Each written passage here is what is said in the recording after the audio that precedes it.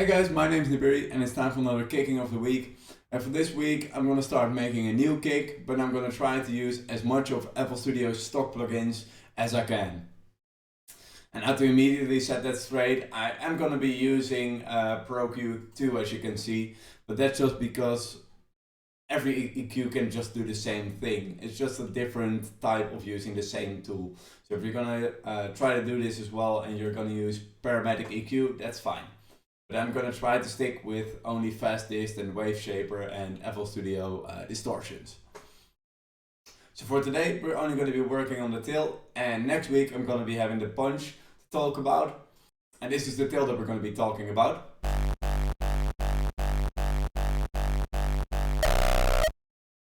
It's a nice tail, as you can see it's only 3 layers and I thought it's quite easy, so that's why I wanted to show you. So I started from this 99 kick that's over here in the drums, kicks, and then you get this 99. But it's a tiny bit too short for 155 BPM kick. So I took a little stretch on it. And then we have a long enough tail to work with. So that's the thing that I did at first. And I'm going to show you what I did and how I used EQ and distortion techniques to get a good moving tail out of one layer. So the first thing we're going to do is just put a distortion on there, to be honest. You see an EQ in front of that, but I just open up a distortion first and then I'm going to start tweaking that with an EQ. And this EQ, I just wanted to have a solid mid peak already that's going to be quite resonant. And you kind of don't want to pay attention to this dip yet, because I'm going to get back to that later. Then I'm going to add a new EQ, and this EQ is just going to help bring up the mids again and a little bit of the lows. Let me show you how it sounds still now. So that's just a normal distorted 99. So then we got this EQ, and we're going to disable this for now as well, because I like to put my dips in at the end when I want to tweak the sound some more. So we're giving it some more mids and yeah, just helping the kick shape a little bit. Then opening up a new distortion. And I like to play around a little bit with the mix. If you don't do that and you want to make a kick using only Fast Dist, your kick's probably gonna sound way too distorted, too fast. So you might want to play around a little bit with the mix and a little bit of the pre, so you can tweak the amount of distortion you're putting on your kick. And then we're boosting the mids again, boosting some lows. And the reason that I'm boosting these lows is when you put it through a distortion, you can kind of see it like filling up a room. And if you leave this if you leave the sub too low, I'll show you. With the next distortion on there, will be a little bit more audible. If you have too less of sub in there, there's gonna be, it's just sounding like there's so much room left. So that's why I peak up the distortion a tiny bit sometimes, so we really yeah, kind of fill that room and make sure that the sound is as crunchy as it can get.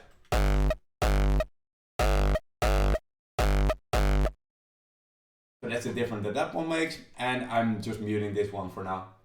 So then we have our final boost in the mids and just a wave shaper to make it even more distorted. I felt it's a nice crunch, but it's not really moving or anything, and that's when I'm gonna go back through my EQs and see if I can maybe dip some stuff that can get some movement in there. So that's when I did this one, for example. And that's when I added the pink one over here as well. And this pink one is going to be moving up and down. As you can see, just a tiny bit of automation in here. And I went through this one. And it's moving a little bit more right now, but this one just cleans it up a tiny bit. Then over here we got this dip. And it just puts the distortion a little bit more at the right point. It's just focusing it a little bit more at the crunch at the mids.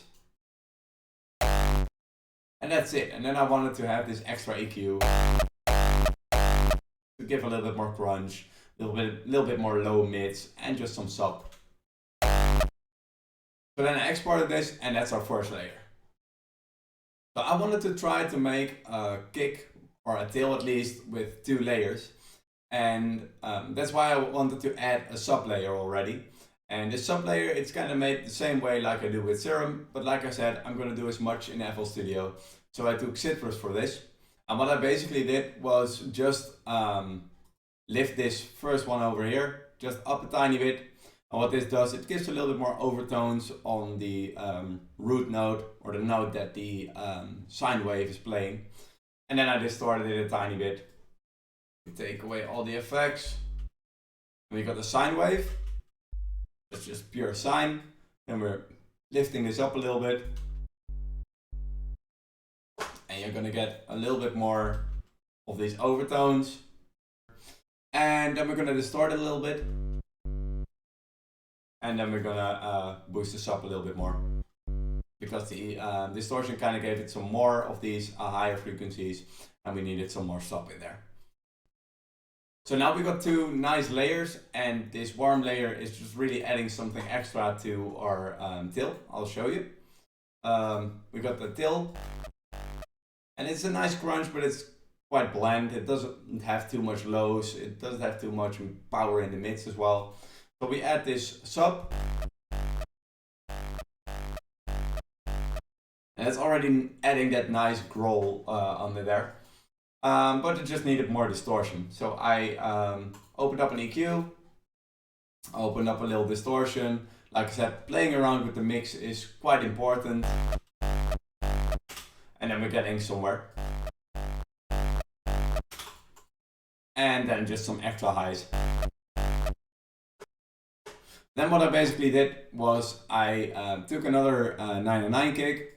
It was quite important, if you want to do this with a 909 kick or a sample and you got it stretched, just duplicate the sample and don't play around with the stretching, because that might just change up the waveform and make the 2 sounds not really work together. So yeah, this sound, just a 909. And I started EQing this and doing the dip afterwards again. And just some distortion. So that's the way we create this sound.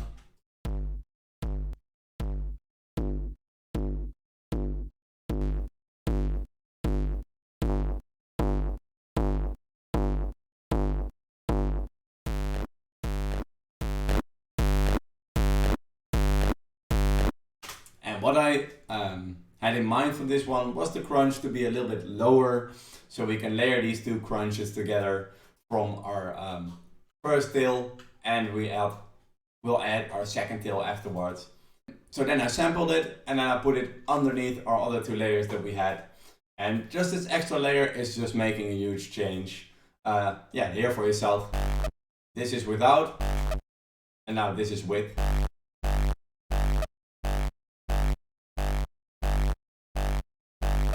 So it's giving so much more energy for the low mids and a little bit of the lows as well. It just makes it a lot more tight.